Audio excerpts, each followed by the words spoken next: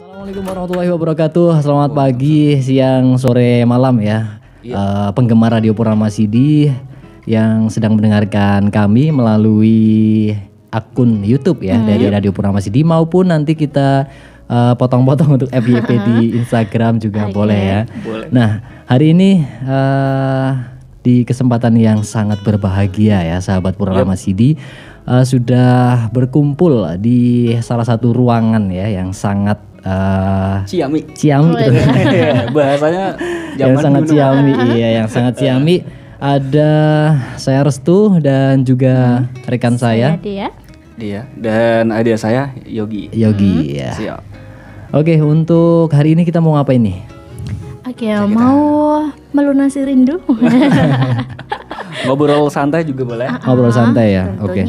Tentunya apa aktivitas kegiatan mungkin yang selama ini kita laksanakan. Iya. Gitu ya. Di sela-sela kita nggak ada jadwal siaran kayak gitu. Iya, boleh. Boleh. Oke. Dimulai Mulai dari siapa siapa ya? nih? Oke, ini kenalan dulu deh kayaknya nih. Tadi cuma restu-restu doang, restu siapa nih? Oke, sahabat muda Purnama Sidi ya. Nama saya Restu Aktorik nih. Untuk panggilan sayangnya, Ayang gitu. ya panggilan ayangnya ya, atau panggilannya boleh dipanggil Restu ya. Boleh juga Torik nih, tapi jarang banget yang panggil Torik nih. Saya juga nggak tahu kenapa ya, mungkin karena di Bukan keluarga Atta Halilintar mungkin ya. betul. Torek Halilintar. Oke, bener banget. Oke, itu untuk nama saya dan panggilan saya Restu ya. Jadi sahabat Purnama Sidi boleh panggil atau boleh menyapa saya ya dengan sapaan Kak Restu. Hai Kak Restu. Hai Kakak. Atau juga Kak Torik. siapa nih? Kak Torik. Katanya tadi bukan bukan anggota dari anggota keluarga Gen Halilintar ya. Oke, siapa tahu setelah ini nanti jadi salah satu anggotanya Direkrut, kan. iya kan? Kepikiran nggak ini? Aduh. Boleh next Kayaknya nanti mulai surprise kita banget ya. gitu kan. Ya, betul. Sip, lanjut. Oke, kalau di samping saya ini ada siapa nih? Aku ada Dea Agustin Yunandang, biasa teman-teman nyapa aku Dea aja nih. Dia aja. Dia aja. Oke Nggak Dea, pakai Kak gitu ya. Atau boleh aja. boleh dikasih Kak Dea atau bisa Dea. Dek Dea juga boleh deh. Juga boleh gitu ya. Halo Kak Dea. Kayak gitu. Oke, dan pria tampan yang satu ini Allah yang belum laku-laku. Ya Allah. Kok Yang buka aib gitu OTW, ya? sebelah OTW kiri sold out saya nih. gitu OTW dong. Sound Bismillahirrahmanirrahim. Oke, dari saya sendiri ini ada Yogi Askara. Yogi ya. Askara. Yogi Askara biasa dipanggil dengan Yogi. Yogi aja. Alias banyak perkara gitu. Aduh. Ya karena manusia hidup itu banyak sekali masalah. Iya, benar banget. Dan pasti permasalahan itu akan muncul dan hinggap di kehidupan kita. Aduh, curhat ini. Aduh. Ya ampun, terus Boleh kok Oh, cuma boleh. curhatan. Boleh. Enggak kita mau Oke, sekalian aja kita mulai dari pemuda tampan ya, Mas Rizky Prayogi ya, atau Yogi Askara. Yogi Askara. Oke. Betul. Terkait tentang Boleh, karena kita juga usianya masih muda nih ya. Jadi akan lebih relevan ya kalau misalkan kita itu membahas tentang permasalahan-permasalahan anak muda atau anak muda dan segudang Masalahnya. ceritanya. Oke. Lika-liku kehidupan anak muda. Lika-liku kehidupan. Terutama kalau bisa lebih kompleks lagi atau lebih apa namanya? Fokus lagi di Wonosobo gitu ya. Iya. Betul. Tapi lebih untuk sebagai awalan nih di obrolan kita hari ini mungkin dimulai dari anak muda dan permasalahannya dulu. Nanti kita bahas anak muda dan permasalahannya nanti di Wonosobo gitu ya. Oke, Mas Yogi mungkin bisa langsung saja untuk berbagi ceritanya, keluh kesahnya sebagai pelaku anak muda nih. Iya, pelaku anak. Oke. Pelaku permasalahan. Pelaku permasalahan. Tentunya kita tidak bisa dipungkiri ya akhir-akhir ini anak muda tentunya bagi saya sendiri selama beraktivitas harian, berkegiatan dan lain sebagainya tentu banyak sekali masalah yang menghinggapi kayak gitu.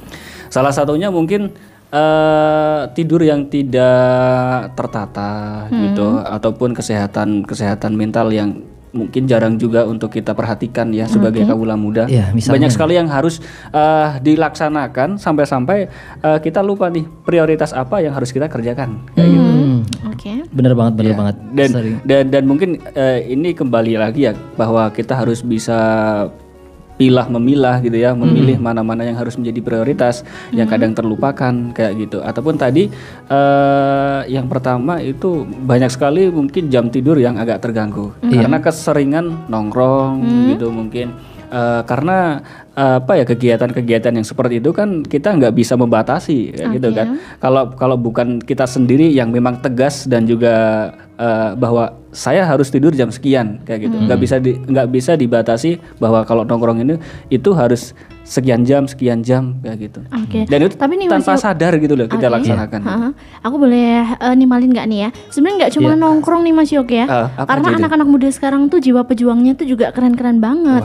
Anak-anak muda yang kadang juga dia tuh lupa waktu karena dia tuh cari cuan Kak. Nih. Oke.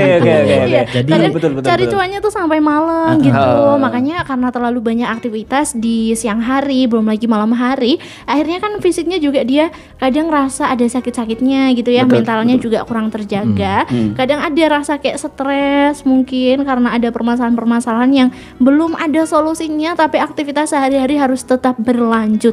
Iya, betul banget. Wah, ini mantap. Ya, mungkin seperti itu juga gitu Mas Restu gitu kan. Bahwa selain nongkrong yang tidak bermanfaat, ternyata sebagian pemuda juga ada yang nongkrong bermanfaat ya. Salah satunya kalau di dunia digital sekarang, di era-era sekarang ini kan banyak sekali kalau kita cari duit itu kan banyak live media sosial ya sekarang ya. Banyak belanja-belanja online ataupun belanja online itu yang memang mengharuskan kita untuk live, dan itu banyak menghabiskan di depan kamera gitu, 5 jam, 6 jam dan lain sebagainya. Bahkan itu bisa sampai larut malam, dini hari, subuh aja udah kadang live. Betul gitu kan. Ataupun seorang desainer yang memang harus mereka ini mengerjakan sebuah proyek yang itu kalau di malam hari dia concern gitu Mas. Dia concern. Tapi terkait dengan beberapa permasalahan anak muda yang mungkin sudah disampaikan ya oleh saudara Yogi atau Mas Yogi ya, dan juga Kak Dea nih. Ini dari situ mungkin kita bisa memetakan ya bahwa ada beberapa permasalahan anak muda nih. Yang pertama, kalau saya lihat dari apa yang disampaikan Mas Yogi, berarti sebagai anak muda itu kita harus bisa untuk tahu diri ya, atau menganalisa diri kita gitu ya. Betul banget. Betul banget. Begitu. Terus kemudian kalau dari Mbak Dea tadi terkait dengan manajemen waktu atau juga kebutuhan kita ya. Begitu. Terkait dengan cuan dan lain sebagainya. Nah, untuk selanjutnya nih, bagaimana kemudian pentingnya analisa diri untuk anak muda itu kemudian diterapkan oleh anak muda di Indonesia ya, atau juga di Wonosobo gitu ya. Itu bagaimana Mas Yogi, menurut Mas Yogi pentingnya analisa diri untuk anak muda gitu? Ya, saya kira ini juga harus kita perhatikan bersama-sama ya. Kembali lagi ke diri sendiri gitu ya. Kita tentu melihat diri sendiri, tetapi juga ada faktor eksternal ya. Mungkin dari keluarga kita, dari teman kita, sahabat kita yang memang harus apa sih kurangnya dari saya kayak gitu. Karena kita kadang itu tidak bisa melihat kelemahan diri kita sendiri gitu Mas. Ya, dan kita harus butuh orang lain. Nek jare wong Jawa gue, saya ora tayang ngiloni gitoke dewek. Betul. Betul banget nih ya. Iya kan? Kita tidak bisa untuk melihat pungkuk ya namanya ya. Pungkuk kita sendiri itu nggak bisa. Itu harus butuh orang lain untuk melihatnya. Dan ternyata kamu kurang seperti ini. Dan itu salah satu support ya. Kalau orang sekarang, anak muda zaman sekarang namanya support system. Ya kalau nggak salah. Iya, benar ya. Support system. Harus punya bestie. Gitu. Ya, harus punya bestie. Mungkin salah satunya seperti itu. Dan nggak harus yang nggak harus yang mewah, tetapi mungkin cukup keluh kesah itu bisa tersalurkan, bisa tersampaikan kepada orang yang tepat dan orang yang kita percaya. Gitu ya? Jadi kalau menurut Mas Yogi itu analisa diri berarti penting banget ya. Penting banget dan untuk menganalisa dan untuk tahu diri kita itu kita membutuhkan bestie. Iya, butuh orang lain. Butuh orang lain. Entah itu guru mungkin dari teman-teman sahabat Buro Masidi yang punya guru dekat, teman dekat dan lain sebagainya, keluarga dekat gitu ya. Bisa untuk dicurhatkan, bisa untuk dikomunikasikan bahwa sekarang itu komunikasi penting gitu. Saya pernah melihat salah satu video di salah satu media itu ada seorang petinju gulat bebas yang ternyata dia itu menang. Nah, setelah menang dia itu menghadiahkan kemenangannya itu untuk sahabatnya, gitu. Nah, Luar ternyata sebelum pertandingan, 1 hari sebelum pertandingan, sahabatnya ini meninggal bunuh diri, kayak gitu, kayak itu kan artinya teman yang menang tarung bebas ini dia menyayangkan bahwa kenapa teman saya itu bisa bunuh diri, padahal segala masalah itu bisa dicurahkan ke dia, kayak gitu. Dan kemenangannya itu dia dedikasikan untuk temannya yang meninggal ini. Dan salah satu kalimat yang saya tangkap dari petarung ini adalah teman itu kalau ada masalah bisa dicurhatkan, ya syukur-syukur kan jadi los gitu ya, jadi adem ayem tentrem kembali para Cinawi, kayak air mengalir gitu, dan itu yang diharapkan, kayak gitu. Syukur-syukur itu sudah melepaskan beban dia gitu, untuk bahwa di dunia ini bukan hanya dia sendiri yang hidup, tetapi masih banyak orang lain, dan ini merupakan salah satu sosial ya, artinya lingkungan sosial ini juga mempengaruhi, kayak gitu. Jangan sampai terjadi permasalahan A, B, C, lalu dia memutuskan untuk bunuh diri, bahwa bunuh diri itu salah satu hal untuk memutus suatu permasalahan, padahal enggak, gitu kan? Apalagi kalau di Islam juga kan nggak boleh gitu kan ya. Oke, itu penjelasan dari Mas Yogi ya terkait dengan analisa diri gitu ya Mas Yogi. Analisa diri dan juga pentingnya sahabat nih, teman gitu ya, teman. Oke, untuk selanjutnya nih sahabat Purnama Sidi, tadi kita sudah menjelentrehkan gitu ya. Sudah menyampaikan nih, mengupas bagaimana pentingnya mengenal diri kita, kemudian kebutuhan seorang anak muda ya untuk memiliki sahabat gitu ya, sahabat untuk support system ya. Support system. Ya biasanya dia ini tahu support system seperti apa gitu. Ini apa namanya, kayak rasa bestie gitu ya. Rasa bestie. Kalau zaman sekarang sohib, soulmate. Kayak gitu. Pentingnya mengenal diri, kemudian pentingnya sahabat untuk diri kita. Tentunya mengenal apa yang dibutuhkan oleh seorang anak muda itu juga menjadi hal yang sangat penting juga, seperti yang disampaikan Mbak Dea. Jadi tadi di poin beberapa hal yang disampaikan Mbak Dea, ternyata saya menangkap ada permasalahan manajemen ya, atau kebutuhan anak muda. Apa sih yang sebenarnya harus dilakukan oleh anak muda gitu? Cari cuan, atau berbakti sama orang tua, atau cari ilmu, atau yang lain ya, menikah. Cari gitu bestie ya. Ya silakan dari teman kita dia. Oke, luar biasa, makasih nih Mas Restu ya untuk waktunya. Dan kalau menurut saya nih Mas nih, untuk salah satu kita bisa mengenal diri kita itu kan penting banget ya. Tadi bisa melalui faktor eksternal, melalui teman dekat kita, orang lain gitu ya. Tapi sebenarnya nih Kak ya, Kakak atau Mas nih, ini dua-duanya ya, Mas Restu dan Mas Yogi nih. Nah, Mas Restu dan Mas Yogi, sebenarnya yang paham diri kita tuh diri kita sendiri nih Mas. Diri kita. Karena kenapa? Kalau pengalaman sih ya dari kita pribadi, yang bisa mengatur hidup kita mau apa, gimana, apa yang kita butuhkan, yang tahu tuh, yang bisa ngontrol diri kita tuh cuma diri kita gitu. Karena orang lain paling cuma bisa jadi kayak tadi support system aja gitu kan. Ya intinya begitu Mas Restu ya, bahwasannya yang mengenal diri kita tuh diri kita. Kita yang punya kontrol lebih untuk diri kita sendiri. Jadi kita perlu memetakan nih Mas, kayak tadi disinggung tentang manajemen ya. Sebelum ke manajemen kita perlu memetakan dulu apa sih yang kita butuhkan sebenarnya. Kadang gini, jadi anak muda itu sering resah, mentalnya sering terganggu, karena kalau pengalaman dari pribadi ya, karena kita tuh terlalu banyak ekspektasi nih Mas. Ya, kita terlalu ingin menjadi anak yang keren, yang hebat, anak yang soleh, kemudian juga menjadi anak yang merdeka dalam finansial, misalnya apa namanya, kecukupan semuanya.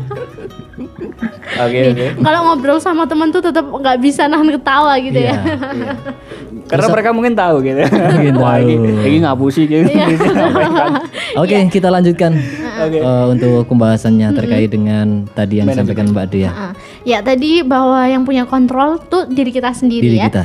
Jadi kita perlu memetakan nih apa sih sebenarnya yang kita butuhkan gitu, karena kadang tuh kita itu terlalu banyak keresahan. Salah satunya kita terlalu ingin menjadi anak yang nomor satu, misalnya menjadi anak muda yang dikenal gitu kan, menjadi anak muda yang harus punya karya nih, harus punya mapan di finansial, harus bisa diakui oleh keluarga-keluarga kita gitu kan. Kita kan selalu pengen jadi seseorang yang terbaik gitu. Nah, si sampai paling kadang gitu ya. si paling gitu kan. Nah, sampai kita tuh lupa sama diri kita sendiri. Kadang kita tuh perlu bicara sama diri kita sendiri. Salah satunya melalui itu tadi, Mas. Kayak kita tuh menganalisa diri kita, kemudian kita juga barulah kita memetakan manajemen yang harus kita lakukan kayak gitu sih. Kadang jadi anak muda itu merasa nggak mau anti kritik bahasa kerennya ya. Kita selalu ingin menyenangkan keluarga kita, keluarga besar kita. Kita terlalu ingin menyenangkan orang tua kita. Karena memang itu sudah naluri nih, Mas. Karena kita kan selalu ingin menjadi manusia terbaik ya. Maksudnya karena menjadi manusia yang baik dan bermanfaat itu lebih keren gitu kan daripada jadi manusia biasa-biasa aja. Tapi kita juga perlu batasan ya. Nah, itu sih kalau versi aku ya. Jadi kita tuh perlu menggali diri kita sendiri, dan juga kita yuk berhenti, kita harus menyenangkan semua orang. Karena kita seberapapun kita berusaha melakukan suatu hal, kita nggak akan pernah bisa menyenangkan orang lain secara penuh ya. Jadi makanya kita yuk sekarang mulai ubah pola pikir kita bahwa kita lakukan semuanya yang terbaik gitu ya. Meskipun entah orang lain senang atau tidak, yang penting itu yang terbaik. Dan juga kita pastinya bisa tahu ya kalau itu bukan hal buruk ya, karena kalau hal buruk kan pasti itu buruk dong. Nah, makanya kita perlu memetakan nih, kita bisanya sebatas apa, jangan terlalu dilebihkan juga. Kalau kita bisa maksimal, yuk kita lakukan semaksimal mungkin gitu sih. Itu aja. Sementara itu nanti boleh sambil ngobrol lagi. Oke, dari Mas Yogi mungkin ada yang mau ditanggapi dari yang disampaikan Mbak Dea. Kalau nggak ada ya udah gitu aja. Kalau nggak ada dari Mas Restu dong. Iya, dari Mas Restu tadi belum apa namanya? Tutup. Kan udah selesai dua ini. Enggak ditutup, maksudnya dimulai lagi. Ini kan potongan ini, potong kan. Kita mulai lagi ya. Oke, jadi kita lanjutkan untuk obrolan kita di hari ini. Dan ngomong-ngomong masalah anak muda nih ya, kan selaku anak muda juga nih, kita juga ada beberapa hal yang menjadi kegemaran kita ya, kayak misalkan nongkrong gitu kan, terus kumpul-kumpul ngopi-ngopi sama teman-teman ya, malam-malam gitu ya, curhat-curhat gitu ya. Oke, kalau menurut saya sih hal-hal seperti itu harusnya tidak menjadi sebuah kebiasaan ya, artinya itu hanya sebagai selingan dari aktivitas keseharian kita. Jangan sampai kita itu kecanduan ya. Kecanduan kalau misalkan nggak nongkrong, kita jadi orang yang kurang gitu ya. Ada yang kurang gitu ya di dalam hidup kita gitu ya. Walaupun dalam poin-poin yang lain, poin-poin apa nih? Dalam sisi lain. Ya, dari sisi lain pokoknya di kehidupan seorang anak walaupun muda. Dari sisi yang lain di kehidupan anak muda gitu ya. Ini menjadi hal yang penting karena ini bisa kita jadikan untuk membangun sebuah jaringan ya, atau juga relasi. Iya, relasi, bisa disebut juga relasi ya. Ini perlu untuk dilakukan ya. Artinya nongkrong-nongkrong itu juga perlu dilakukan. Nah, dari dua pertimbangan itu, menurut saudara saya dan saudari saya, Mbak Dea dan juga Mas Yogi, seperti apa fenomena nongkrong dan mungkin curhat-curhat bersama dengan teman-temannya gitu?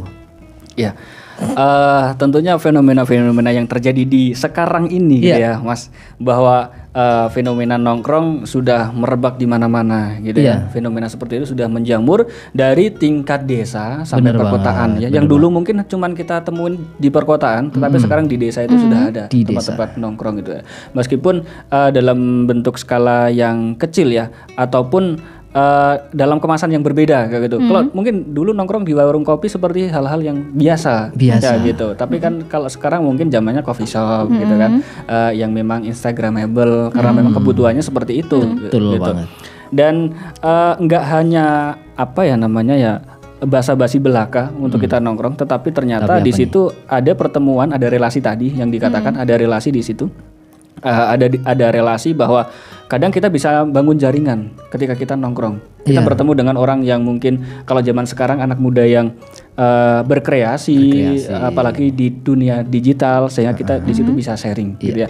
Dan titik poinnya adalah kita tidak bisa menyenangkan semua orang. Kembali ke Mbak Dea, bahwa kita nggak kuper-kuper banget kalau kita nggak ikut nongkrong kayak gitu ya, kayak gitu kan? Dikatain kuper, ketinggalan zaman gitu kan, nggak asik loh gitu kan? Betul banget. Itu kayaknya juga paradigma pikiran-pikiran seperti itu harus kita hilangkan. Kayak mungkin si A atau teman kita itu nggak bisa nongkrong, nggak bisa hadir, ada keperluan yang lain yang lebih penting memang ya pada saat itu kayak itu. Dan kembali lagi bahwa kita tidak bisa menyenangkan hati orang lain, pikiran orang lain, dan kita tidak harus terlihat perfect di mata semua orang. Kayak gitu. Tapi kan kalau nongkrong itu Mas, kalau nongkrong itu kan kita jadi apalagi malam gitu ya. Kita jadi misalkan tidurnya kemalaman, terus pagi harusnya bisa beraktivitas, aktivitas kita jadi terganggu. Nah, jadi gimana nih solusinya untuk anak muda gitu ya, agar meskipun nongkrong gitu ya, atau kita tetap nongkrong nggak ketinggalan sama teman-teman kita, tapi juga aktivitas wajib kita yang harusnya dilakukan di pagi harinya itu tetap bisa dilaksanakan gitu. Ya, kalau saya sendiri sih itu memang butuh paksaan dari diri sendiri ya. Untuk tips dan lain sebagainya saya belum bisa mengaplikasikan. Tapi ini nih, Mas Yogi suka nongkrong nggak? Ya suka, kalau nongkrong suka ya. Nah, terus kalau misalkan pagi harus kerja, terlambat nggak? Itu kembali lagi ke diri kita ya. Sekarang kan ada gitu. Alarm alhamdulillah enggak. Ya alhamdulillah enggak. Itu harus ada. Sekarang itu kan ada alarm ya. Kita bawa handphone ya, ada alarmnya, dan itu kita setel keras-keras. Itu merupakan salah satu hal yang memang ya itu harus dipaksa. Resikonya kalau kita nongkrong malam terlalu larut ya akan seperti itu. Tapi kita kan juga harus siap bahwa niatan seperti itu ketika kita bangunnya nanti kalau saya nongkrong sampai dini hari ya katakanlah, atau sampai pagi, saya harus bangun jam sekian. Itu memang harus dari diri sendiri, dari alam sadar kita bahwa kita harus mengharuskan bangun jam sekian. Kita harus sudah tak manajemen waktu, kembali lagi ke manajemen waktu, bahwa kita memang harus sebatas kemampuan mana sih kita melihat diri kita sendiri. Kalau kita ternyata bisa mampu untuk bangun pagi, tidak terlambat masuk kerja katakanlah, ya is okay, nggak masalah. Tetapi kalau enggak, ya kita kembali lagi bahwa aku wes ora iso bangun pagi, ya jangan begadang malam seperti itu. Terus kalau habis nongkrong tuh paginya mandi nggak Mas Yogi? Nah, ya itu. Itu tergantung cuaca, karena kita hidup di Wonosobo itu tergantung cuaca. Ya Mas, kembali lagi tergantung cuaca. Iya, ini sebenarnya jadi masalah juga ya untuk generasi muda di Wonosobo gitu ya. Saya nggak tahu teman-teman di Wonosobo yang lain itu sama atau tidak, atau cuman apa namanya masuk ke WC ya udah dia cuman cuci muka aja langsung berangkat gitu, juga nggak tahu saya. Nah ini buat anak muda nih ya yang ada di Wonosobo yang suka nongkrong dan paginya nggak mandi untuk aktivitas di kantor, sekolah atau yang lainnya ya di tempat kerja, ini boleh komen di bawah nih. Oke. Gimana nih untuk Mbak Dea, apakah sebagai generasi muda juga apakah ada keresahan ketika melihat teman-temannya suka nongkrong, tidur malam, terus kemudian bangunnya kesiangan atau bisa bangun pagi tapi nggak mandi gitu ya, atau kemudian jadi nggak fokus ketika di tempat kerja atau di tempat sekolahnya gitu ya. Itu gimana Mbak Dia? Kalau dari saya nih Mas Restu ya, kalau anak muda nongkrong itu wajar banget ya, karena emang dunianya tuh masih dunia yang seneng-seneng gitu. Kalau bangun relasi gitu kan, bangun relasi. Anak-anak muda masih suka menjelajah. Jadi kalau yang lagi suka bisnis, dia lagi menjelajahi bisnis gitu kan biasanya ya. Kembali ke anak-anak muda yang dia tuh lagi menjelajah dan juga dia suka dengan sesuatu yang dia menekuni sesuatu yang dia suka gitu kan. Kadang nongkrong tuh nggak cuma nongkrong nih Mas. Aku amati juga ada beberapa teman yang nongkrong tuh dia bangun relasi yang pertama. Dia juga cari referensi gitu ya. Karena ada beberapa hal kalau pas jam-jam pagi sampai siang dia tuh ya kerja gitu kan. Ada yang juga buat aktivitas lah ya, buat aktivitas wajibnya dia baru bisa ngobrol ketemu sama teman-teman tuh kalau pas udah larut malam gitu. Jadi menurut aku nggak masalah karena kita masih muda ya. Yang penting ada beberapa hal juga yang harus kita perhatikan. Dan kalau ngobrol kayak gitu kita juga harus tahu batasan kapan sih waktunya gitu. Jangan sampai waktu-waktu yang kayak gitu tuh justru menjadi kayak kita mengharuskan dan bahkan nongkrong tuh jadi kebiasaan gitu. Kecanduan gitu. Padahal kita lagi nggak punya duit nih. Wah, udah di tanggal-tanggal tua, anak muda, tanggal tua gitu kan. Waduh, rasanya kayak gimana? Pernah nggak ada di posisi kayak gitu? Ini mau. Ya, misalnya pernah ya. Nggak misalnya pun kayaknya semuanya seperti ini. Oke. Karena misalnya mungkin kadang gini, ada anak muda yang punya duit 7.000 rupiah misalnya ya, diajak nih sama teman misalnya ke coffee shop atau mungkin ya udahlah jalan-jalan beli sesuatu padahal dia cuma punya duit 7.000 rupiah gitu kan. Karena gengsi dong, kalau aku nggak ikut akhirnya minjem dulu uang misalnya. Atau misalnya juga ada yang yaudah nih ini jatah buat nabung aku pakai dulu aja lah sekali nggak apa-apa. Besoknya udah 2 kali 3 kali 4 kali akhirnya nabungnya habis gitu. Nabungnya habis dan perencanaan masa depannya itu agak berkurang. Betul sekali. Ya Allah. Akhirnya kan tabungan buat nikah belum dapet ya kan. Tabungan buat bangun bisnis juga hilang. Gitu kan. Ngomong-ngomong di mana nih coffee shop di Wonosobo yang 7.000 banyak tuh ya. Mungkin bisa pesan air mineral atau bisa bawa itu dulu ya. Oke. Itu obrolan kita hari ini. Kayaknya perlu masih kita kerucutkan lagi deh. Ya ini karena ini belum mengerucut ya. Kalau saya berpikiran ya ada satu hal gitu ya, bahwa semuanya harus kembali ke diri sendiri gitu memang ya. Dari mungkin permasalahan yang tadi saya utarakan, Mbak Dea utarakan, Restu utarakan juga perlunya untuk semua kembali ke diri sendiri gitu kan. Kita yang tahu, kita juga ternyata butuh support system gitu kan. Manajemen waktu itu harus kayak gitu, dan kita bisa memilah mana-mana waktu yang memang kita harus laksanakan di situ. Kalau dirasa besok hari libur kita begadang, it's okay, nggak masalah. Gitu. Pagi kita nggak punya tanggungan, kita mau begadang sampai pagi sampai subuh nggak ada masalah kayak gitu. Itu muhasabah diri ya. Betul. Diri. Dan selain itu nih Mas Yogi ya, bagi anak-anak muda nih selain tadi di masalah kayak manajemen waktu yang kadang waktu tidurnya kurang, ini salah satu hal yang harus kita tahu nih. Jadi anak muda itu harus selalu menjaga kewarasan diri. Kewarasan dalam artian bukan berarti gila gitu betul, tapi anak-anak muda sekarang itu banyak yang bilang gini, wah ini bebannya aku kok berat banget sih, kok ini seperti ini. Nah, karena seringnya overthinking, jadi dia tuh males buat action gitu. Gitu. Kalau ini pengalaman dari aku ya, karena aku juga punya beberapa teman-teman dan aku pribadi juga kadang ngerasa gitu kan. Karena kita selalu resah dengan hal-hal yang mau kita jalani dan apa yang kita inginkan. Kadang kan kayak gitu kan. Akhirnya mental kita, wah ini aku misalnya bebanku seperti ini, kemudian kondisiku seperti ini, wah ini kayaknya nggak memungkinkan banget ya jadi aku, maksudnya kayak berat banget ya jadi aku gitu. Nah, hal-hal seperti inilah yang harus kita selalu jaga. Maksudnya kita mulai ubah cara pandang kita, gimana caranya yang jadi keresahan-keresahan itu udah kita lakukan dengan kita melakukan hal-hal sederhana yang kita tuh bisa menghilangkan hal-hal seperti itu. Jadi biar kita tuh nggak pusing gitu, karena kita mikirin tentang itu rasa khawatir dan overthinking itu tadi ya. Karena itu bisa jadi bumerang buat kehidupan kita. Jadi kita tuh rasanya kayak mau action tuh males-malesan. Pernah nggak sih ngerasa kayak gitu? Sering ya. Banyak.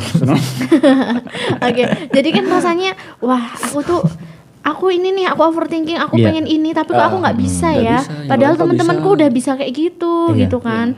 Padahal aku punya orang tua yang udah nunggu aku sukses, tapi aku masih kayak gini-gini aja gitu. Misalnya juga ada nih salah satu yang juga tajam banget, kadang tetangga tuh bilang lah dia kan udah kerja sekian puluh tahun tahun tapi kok masih belum bisa punya apa-apa ya gitu kan.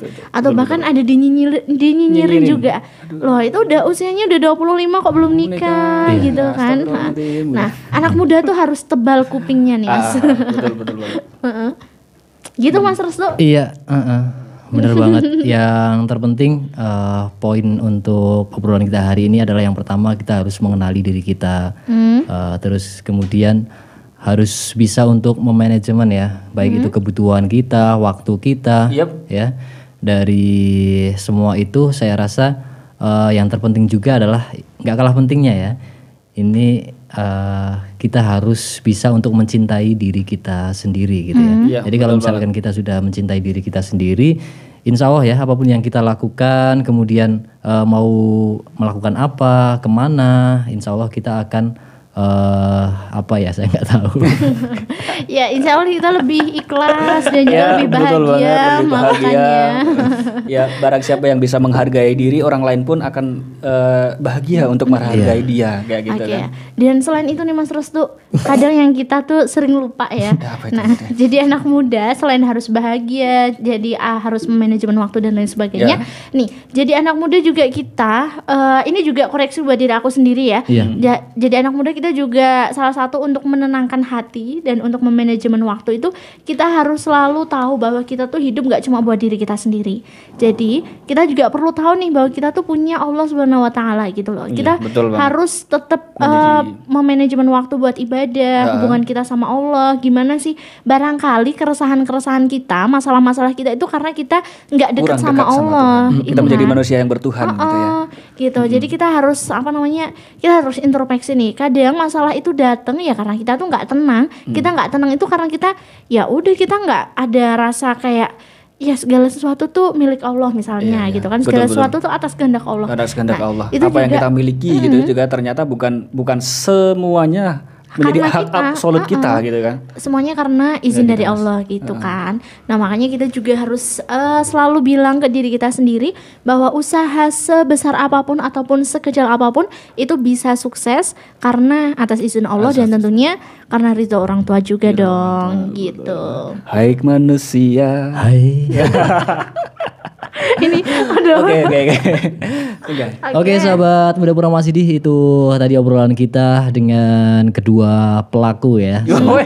Pelaku anak muda ya, atau generasi muda ya. Generasi sekarang lah ya. Ya, saya di sini sebagai apa ya?